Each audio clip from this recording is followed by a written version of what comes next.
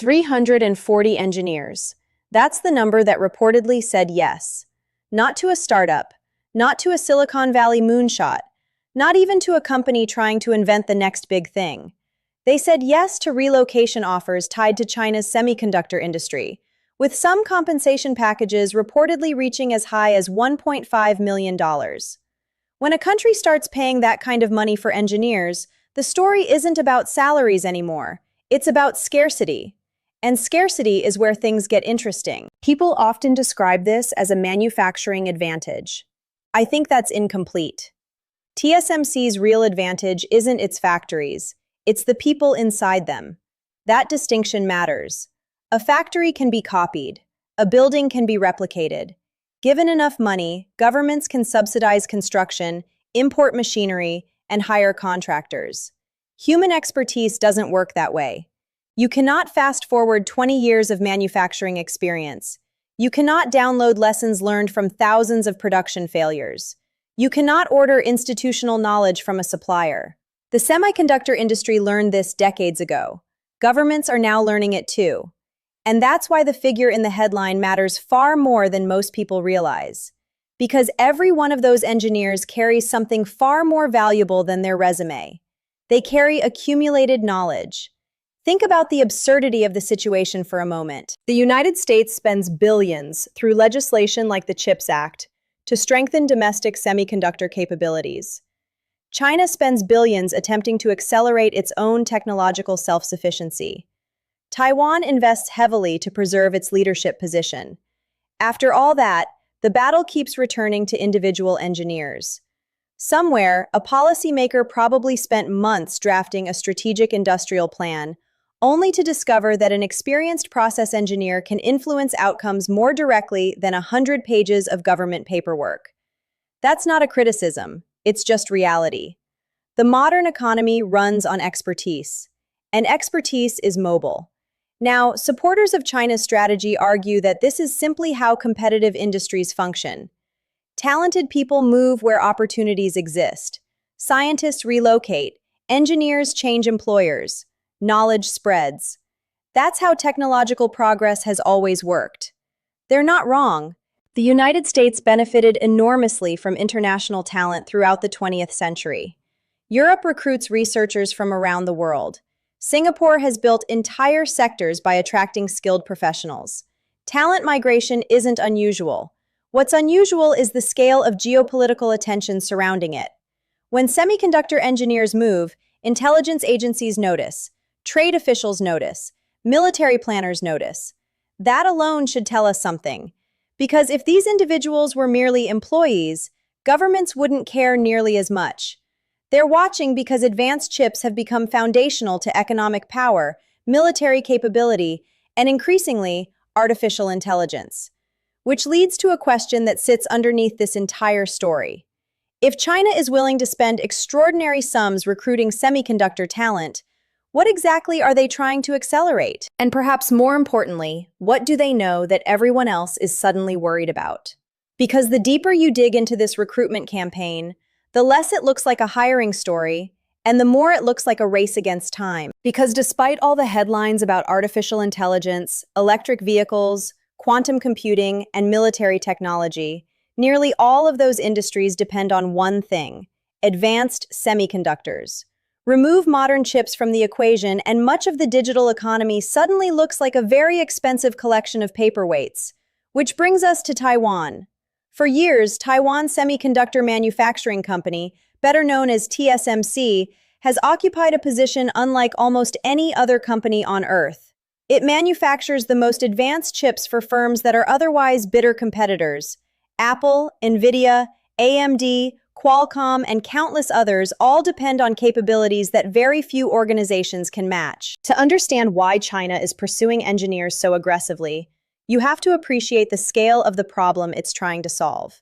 Building an advanced semiconductor industry is not like building a steel mill, an automobile factory, or even a consumer electronics company. The barriers are completely different. If you have enough money, you can buy machines. If you have enough political support, you can secure land. If you have enough investors, you can build facilities. The problem begins after construction is finished. Because that's the moment when physics starts asking difficult questions. Every advanced semiconductor plant is essentially a giant exercise in controlling imperfections. Dust particles become disasters. Tiny temperature variations become yield problems. Microscopic defects become millions of dollars in losses. The difference between success and failure often comes down to thousands of small decisions made by engineers who have encountered similar problems before. That's why experience matters so much. And that's exactly where China's semiconductor strategy encountered its biggest obstacle. For years, Beijing poured enormous resources into developing domestic chip capabilities through programs such as the National Integrated Circuit Industry Investment Fund, commonly called the Big Fund. Tens of billions of dollars flowed into semiconductor companies, research projects, fabrication facilities, and supporting industries. Critics in the West often looked at these investments and assumed money alone wouldn't solve the problem. They were correct. Money wasn't enough. But China's leadership understood that as well. The objective was never simply to build factories. The objective was to shorten a learning curve that normally takes decades. That's a very different challenge. And when viewed through that lens, the recruitment campaigns start making much more sense. Suppose you're trying to develop advanced manufacturing expertise. You could spend 15 years making mistakes and gradually discovering solutions. Or you could hire people who already made those mistakes somewhere else. One option is slower, the other is expensive. China chose expensive. Frankly, many countries would make the same choice. There's a reason professional sports teams spend enormous sums acquiring elite players instead of training every athlete from childhood. Experience compresses time. The semiconductor industry works similarly. A veteran engineer doesn't just bring technical knowledge, they bring pattern recognition. They've seen production lines fail. They've watched process changes succeed. They know which warning signs matter and which ones don't. Those lessons are difficult to quantify, but they're extraordinarily valuable. One former semiconductor executive described advanced manufacturing as a craft disguised as science. I've always liked that description. Because on paper, semiconductor fabrication looks highly standardized. In practice, much of the industry's advantage comes from thousands of tiny adjustments accumulated over years of operation. This is where many public discussions become misleading. People talk about technology as though it's contained entirely within machines. It isn't. Technology also exists inside organizations, inside teams, inside habits, inside conversations that happen between engineers trying to solve problems at 2 a.m. That kind of knowledge is surprisingly difficult to replicate, and yet it can be transferred, gradually, one hire at a time. Here's the irony. Many export control strategies focus on preventing physical technology from crossing borders. The assumption is straightforward. Restrict advanced tools and development becomes harder. Reasonable logic. But those same restrictions can increase the value of human expertise. If acquiring machinery becomes more difficult, the people who know how to maximize existing capabilities become even more important. It's almost as if every new restriction increases the market value of the engineers who understand the system best. A modern lithography machine can cost over $100 million. Yet in certain situations, companies behave as though the engineer operating it is harder to replace than the machine itself. They're probably right. My view is that this talent war reveals something deeper than the semiconductor race. It reveals where real competitive advantages come from. Not buildings, not equipment, not even capital. Those things matter, but they're available to anyone with sufficient resources. Expertise is different. Expertise has to be earned. And as China continues trying to accelerate its semiconductor ambitions, the question is no longer whether engineers matter. Everyone agrees they do. The real question is whether moving hundreds of experienced specialists can meaningfully change the trajectory of an entire industry. The answer turns out to be more complicated than either side would like to admit. The simple version of this story is easy to understand.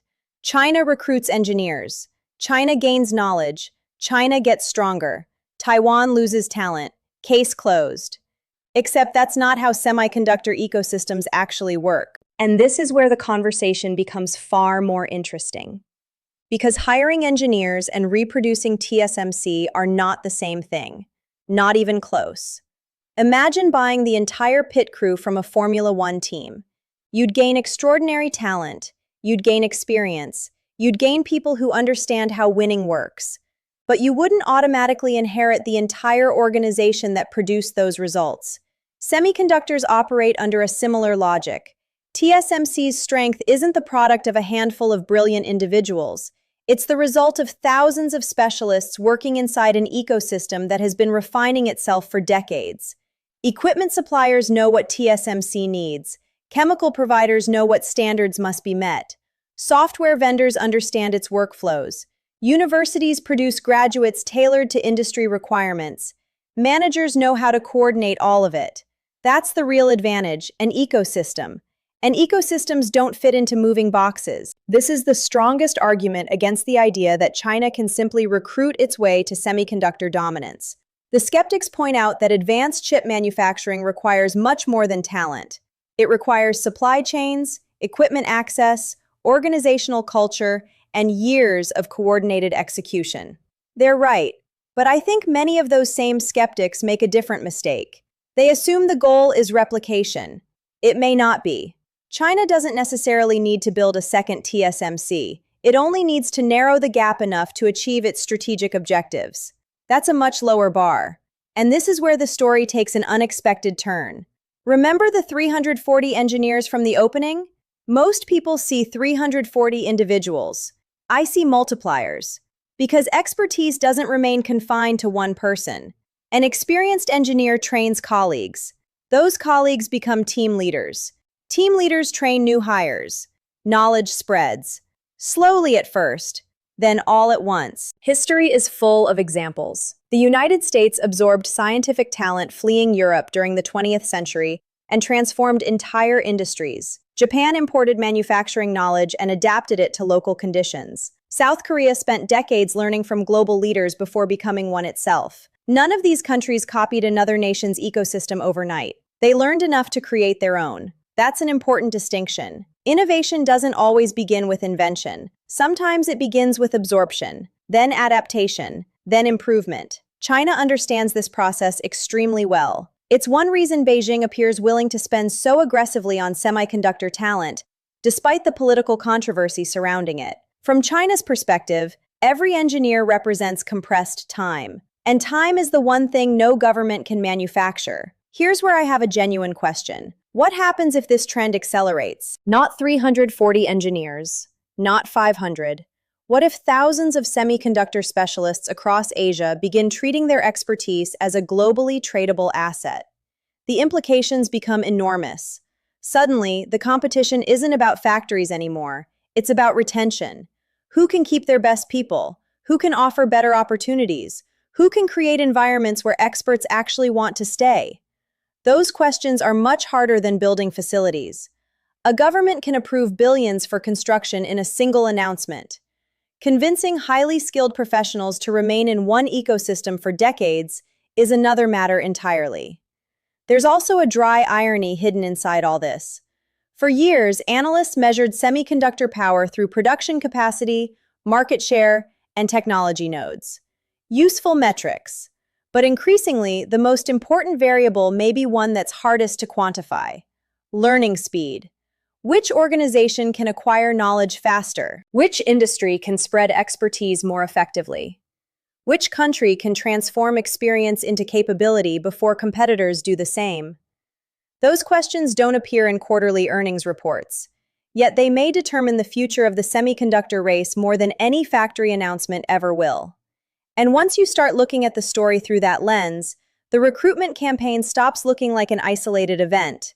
It starts looking like the opening chapter of a much larger competition for the world's most valuable resource.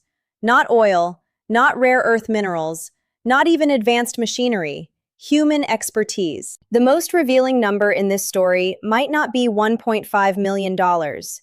It might be zero. 0 years.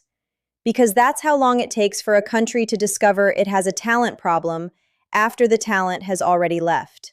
By the time governments start debating retention policies, launching investigations, or announcing new incentives, the market has usually moved ahead. Talent rarely waits for committees. And that's why I think many people are focusing on the wrong question. The question isn't whether China can recruit engineers. Clearly it can. The question isn't whether Taiwan can stop every departure. It can't.